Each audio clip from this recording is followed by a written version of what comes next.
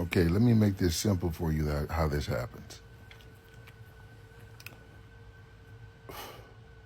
Whenever rich people or rich companies are involved in anything, the bill's already paid.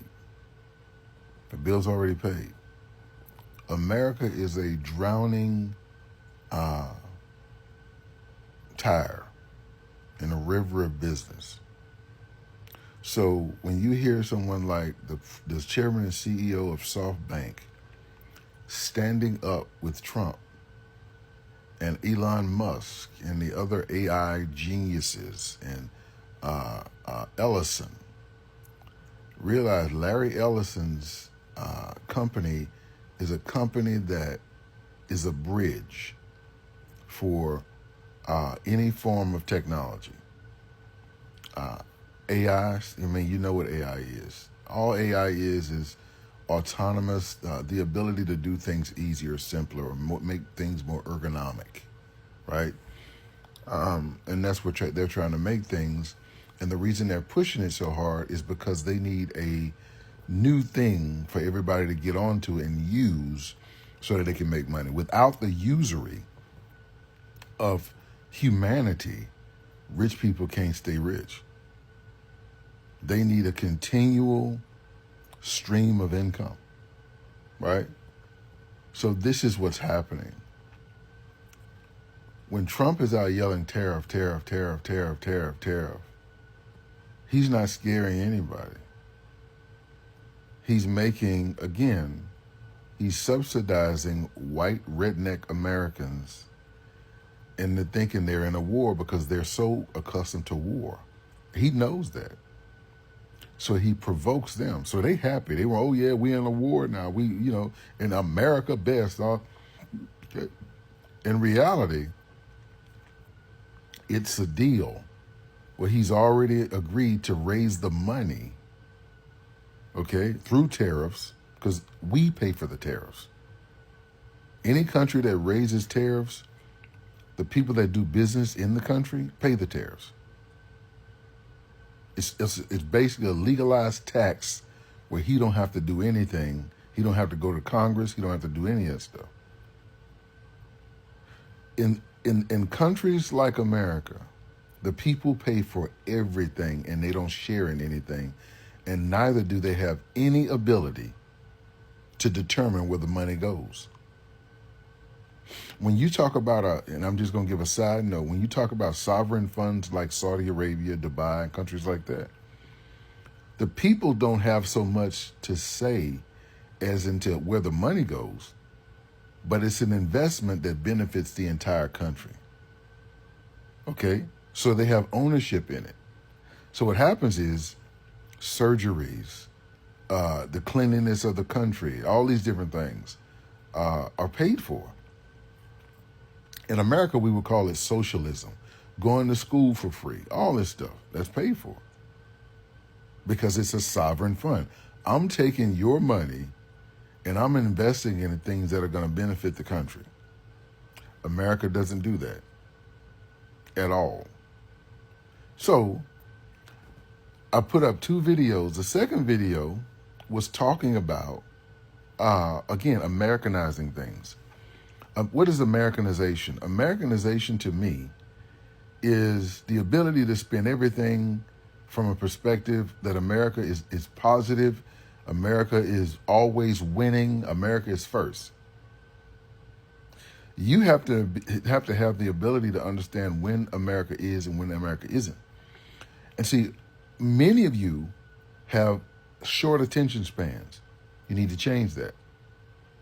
And what do I mean by that? If you're going to be in business, you have to be able to tolerate long meetings, long contract negotiations. So I put up a video of a guy that wears glasses. You need to start watching his videos. They're long and they're long-winded because he's an economist. An economist sees things in 3D lenses. They see things from different perspectives. They're looking at things from not only the American economy, like you're accustomed to getting, they're seeing it from everybody's economy. And he doesn't prejudice America. Okay, so it gives you why is this important? I want everybody that follows me to have a global understanding. You can't just see things from where you are. You can't see things just from Houston, just from L.A., just from New York, just from wherever you, Philadelphia, Pittsburgh, wherever you're from. You have to be able to see things globally to make good decisions. When I hear a young guy say, I'm going to start investing in the stock market, what does that mean to you? What does that mean to you? If you don't know what's going on in the world, you don't know how it's affected. You don't know how America's going to be affected. I just told you something that you didn't understand. It's coming from a global perspective.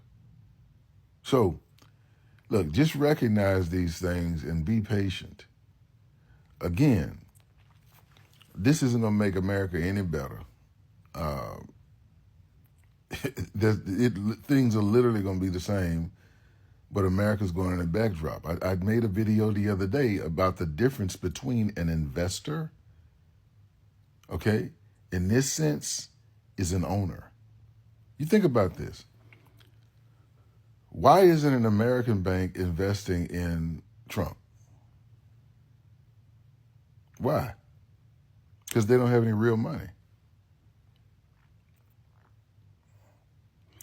SoftBank is coming from a place of having, you do know that China has ownership in SoftBank. I mean, think about it. It's a Japanese bank owned or run by a Korean. But you really think Asian countries don't have investment in Asian? That's what Trump not telling y'all. Someone said something very brilliant the other night when I talked about who owned a company. And the first thing somebody said was the CEO. Well, no, I didn't. I said, who controls it? And I was talking about the REIT, our REIT, the community REIT. And finally, somebody said, no, the stakeholders. The stakeholders.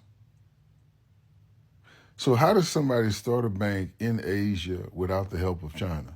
They don't. So when you hear all these people, oh, China this, China that, but you got somebody standing there, and I want somebody to do their own due diligence. Do some due diligence for me. Look up, does China have any stakehold in SoftBank? And I guarantee you'll find they do. You got to understand the game and play it. You got to see it from all angles. You can't go by what somebody say. That's why I put those videos of the white guys talking forever, talking in a language you don't understand, because I want you to begin to understand it. I want you to see the forest and the trees. Nobody wants to hear the leader of our country saying, "Ooh, the empire is over." My agenda is to work out a way to decline that preserves the things we care about. I use the following example. When the United States, as a corner colony of Britain, decides it wants to do things its own way, the British come down and say, you can't. And the Americans, half of them take it, the other half are pissed off. So we have the Tea Party in Boston. I mean, exaggerating, simplifying. So then we have a war. But it's very important. The British go to war against the United States, their own colony, to say to the colony, you are not going to go your own way. You're going to do what we tell you. George III, King, sits in England, and George Washington sits here. And the British, to everybody's amazement, including George Washington's, lose the war. 1812, they try again. They fail again. And they reach a conclusion. We can't prevent it. And so they work out a live and let live deal with their colony. Even though they're competitors in many ways, we can work something out, and they do. But that will become the American strategy toward China. But it's not speakable yet. If China owns $800 billion of U.S. debt, which they do, then of course the United States, as the borrower, has to pay interest, which means that you and I and everybody else gets to pay taxes every year that go to Washington, where they don't fund our roads or schools or hospitals. It's money that the United States government collects and sends to Beijing to pay interest on the debt. And the Chinese use to develop the Red Army. Do you understand? All of this has to happen beneath the surface. Because if Americans understood what I just said, they would realize that beneath all the reality is the opposite. That's the reality of the economic of capitalism. China is an enormous economic experiment. It should be understood in that light. It should not be held up to standards that don't apply to an enormous historical experiment. Let me explain. A half a century ago, China was, by all counts, among the poorest, most backward countries on this planet, and had been in that position, a position that Xi Jinping refers to often as a period of humiliation, for 2 or 3 centuries, during which large and small colonial powers could simply arrive at a port city along the Pacific coast of China, send in a few cannons, a few troops, and establish an enclave, a portion of a city which would be for them and their nationals to set up shop and to exploit whatever opportunities for trade might exist. Over the last half century, this country, they went from the worst poverty imaginable. So here you are, half a century later, and it is the admirable object of almost disbelief, or nobody has believed it. They didn't believe it in the 1950s and 60s when there was talk of communes and of incredible rates of growth. They didn't believe it later on when the government shifted.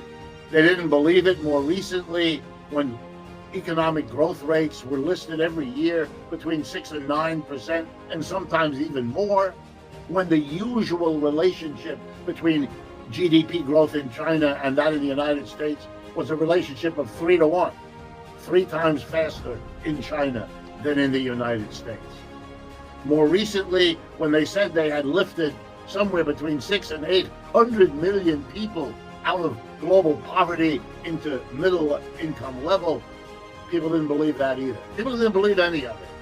The peculiar quality of China, that instead of allowing slums to develop, they build the housing ahead of the people's ability to afford to buy it, meaning that there are blocks of empty, completed or nearly completed apartments, as if this were some sign of massive resource investment that had gone astray, rather than a strategy, which, by the way, may be the wrong strategy, but it's a strategy, but they're quite different from those in the United States. And the way to begin to understand the difference is to go back to look at it, the big picture.